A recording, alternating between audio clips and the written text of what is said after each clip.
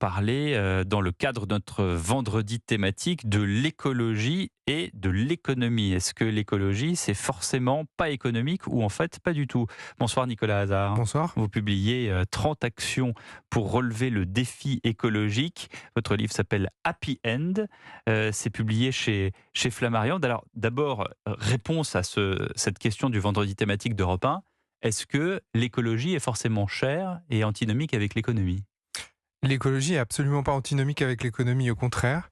Mais ça dépend quelle économie, encore une fois. C'est-à-dire? Parce que comment est-ce qu'on mesure l'économie aujourd'hui? On la mesure au travers du prisme de la croissance, du PIB. Mmh. Mais le PIB, il prend en compte qu'une petite partie. On le voit sur les problématiques écologiques. Elle prend en compte ce qu'on va vendre, les produits qu'on va vendre, mais elle ne prend pas en compte l'impact social, l'impact environnemental qu'on peut avoir. Et donc, oui, on peut avoir de la croissance et on peut développer des modèles et une économie, mais il faut que ce soit une économie qui soit à impact social et environnemental positif. Alors, on commence, ce sont les débuts. Il y a même eu, dans le premier quinquennat de M. Macron, un ministère, justement, de l'impact social et environnemental qui avait été mené par Olivia Grégoire. Est-ce que, aujourd'hui, à travers les 30 actions que vous proposez, est-ce qu'on se met dans un temps long? C'est-à-dire que souvent, on dit que la transition écologique va prendre beaucoup de temps, alors que, et c'est tout le paradoxe avec le Fit for 55, les défis écologiques que nous avons devant nous, bah, en fait, il faut aller très vite. Alors, il faut aller très vite et en même temps penser à long terme. Aujourd'hui, le politique, il pense à très très court terme, il pense aux prochaines élections. Aujourd'hui, pour réussir le défi, c'est-à-dire 2050, pouvoir décarboner notre économie, ça veut dire diviser par 6 notre empreinte carbone, donc le défi est gigantesque. Il faut planifier tout ça, il faut planifier sur 25 ans les secteurs d'activité qui vont croître, ceux qui vont décroître, les types d'entreprises qu'on veut voir se développer, Mhm. le type d'investissement qu'on veut, la fiscalité qu'on veut créer pour les entreprises, pour les individus, pour tout le monde. Et ça, il faut le réfléchir. Et ça, c'est sur un temps long et c'est sur 25 ans. Et pourtant, 25 ans, c'est très court. Dans les 30 actions pour relever le défi écologique, les 5 plus importantes, c'est quoi?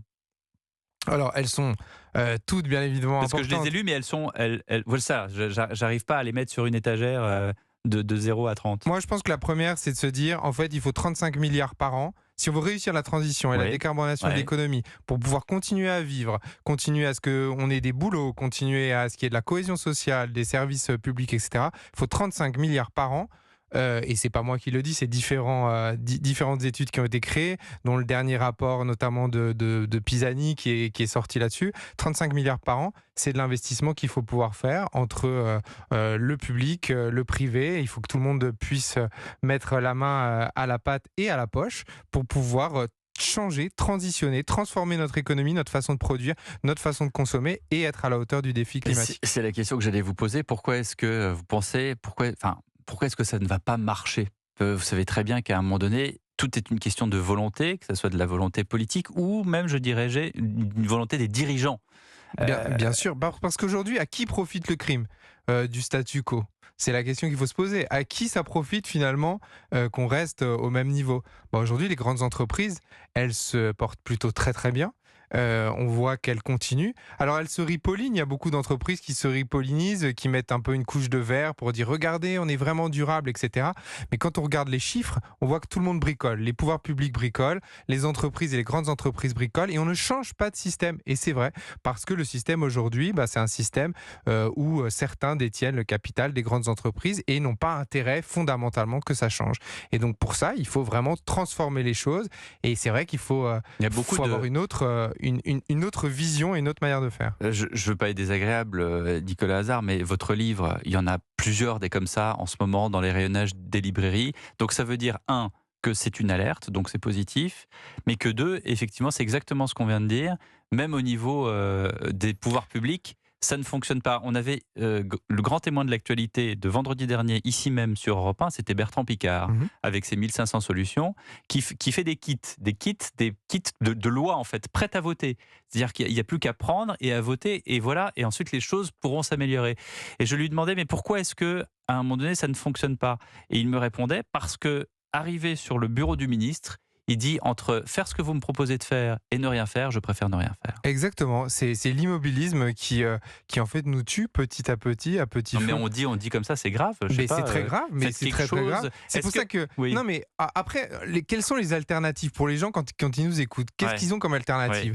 Soit ils ont, la décroissance, on leur dit: «Bon, bah, effectivement, il faut décroître». C'est sûr que si on décroît, bah, l'empreinte carbone, elle va diminuer, hein. Mais, après, il y a des risques aussi, très, très forts en termes, sociaux, personnels, de cohésion sociale et cetera. Donc ça, c'est une difficulté. Soit on leur dit: «Ah bah non, il faut continuer comme ça, faire un peu de croissance «verte» entre guillemets et les choses vont s'arranger telles quelles». Moi, je pense qu'il y a une troisième voie entre justement ce greenwashing qui existe, qui s'est porté par les pouvoirs publics, par les grandes entreprises et bah, la théorie du chaos, des collapsologues qui Mais c'est veulent quoi qu'on cette fasse du troisième voie? décroissement. Bah, cette troisième voie, c'est celle que je décris dans le livre et c'est pour ça que j'invite tout le monde à le lire. Happy End, c'est de dire on a les moyens, on a les possibilités. Il y a des entreprises, moi je me suis basé sur 30 entreprises qui existent aujourd'hui déjà et qui réinventent tous les secteurs d'activité. Si on investissait dans ces boîtes plutôt que d'investir dans les autres, eh ben, on réussirait à transformer l'économie. Que font les pouvoirs publics, les fonds d'investissement, que font les grandes banques, qu'est-ce qu'on Bon, fait nous avec notre épargne? vous avez sonné l'alerte et vous avez bien raison. 30 actions pour relever le défi climatique. Happy End, Nicolas Hazard, c'est publié chez Flammarion.